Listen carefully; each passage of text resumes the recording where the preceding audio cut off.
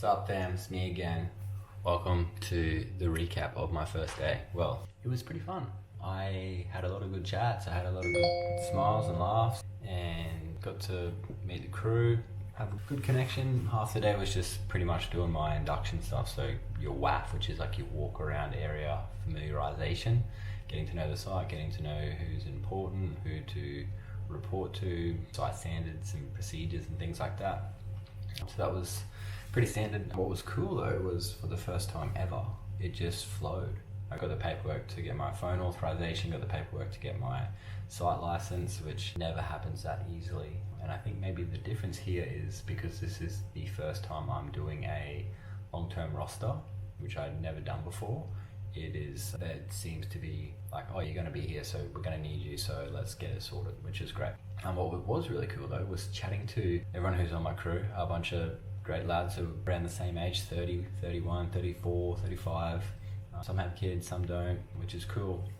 And chatting to them about where I've been the last 5 years, where was I before this, what did I used to do, what have I been up to, and talking about evocative and I guess personal development, mindset coaching and resilience coaching, and them going, oh, that's fucking cool. There's actually, I know someone who's done that, or I know some people who do that work or have been doing that sort of stuff, which is really cool. And it also shows to me that potentially the work that we do isn't for everyone, which I'm pretty consciously aware of, but just having that conversation and getting a feel for that already on day one is kind of cool. So it was a good day. No real tradie orientated type problem solving yet, but one thing I did realize in my conversations is that I'm a little bit nervous about the first problem that I've got to properly solve, and when that comes I'm looking forward to being in the deep end and figuring it out. In fact, the first diagnostics that I got to work on tomorrow is something that I've never seen or heard of before, which is great.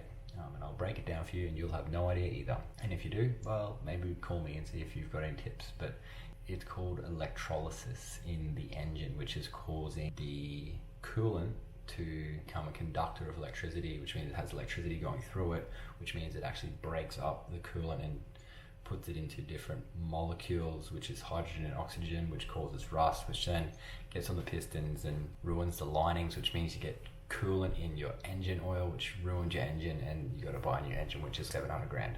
So it's kind of a big deal.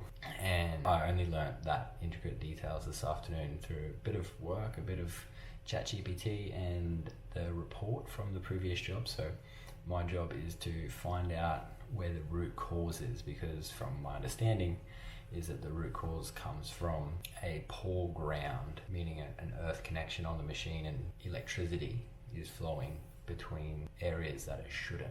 And what's cool about recognizing that is even when I work with people, finding the root problem is the only way you can have long-term relief or long-term solution, is when you find the root cause problem. And too often I see even myself super guilty of this, of just putting band-aids on things to get through, to solve this problem now, to get to the next problem, when ultimately the root cause is what needs to be solved. And you're probably sitting there thinking, but I don't know what the root cause of half my shit is. Most of the time it's a belief or a story, a narrative that we've been playing over and over in our head. And specifically about this role, the narrative that probably kept me from making this right decision to move back, work in the mines while we build out Evocative, and has probably kept me away from doing it. And as soon as I made that decision, that ego, that belief that was like, no Blake, you said you'll never go back, I deleted that belief. And then all of a sudden the horizons opened, the ideas started flowing. This concept was born, looking at the financial benefit side of it as well, which is a huge advantage to where I'm at, where Evocative's at, what I want to do in the next 6 months to 2 years is very exciting. And it was actually a belief that kept me small or stuck. And I think we can all resonate from that. So day one was fun. My dessert of choice, sticky date pudding, was on the menu tonight. So chummed into that, which was pretty tasty. Some marshmallows and some gluten-free ice cream.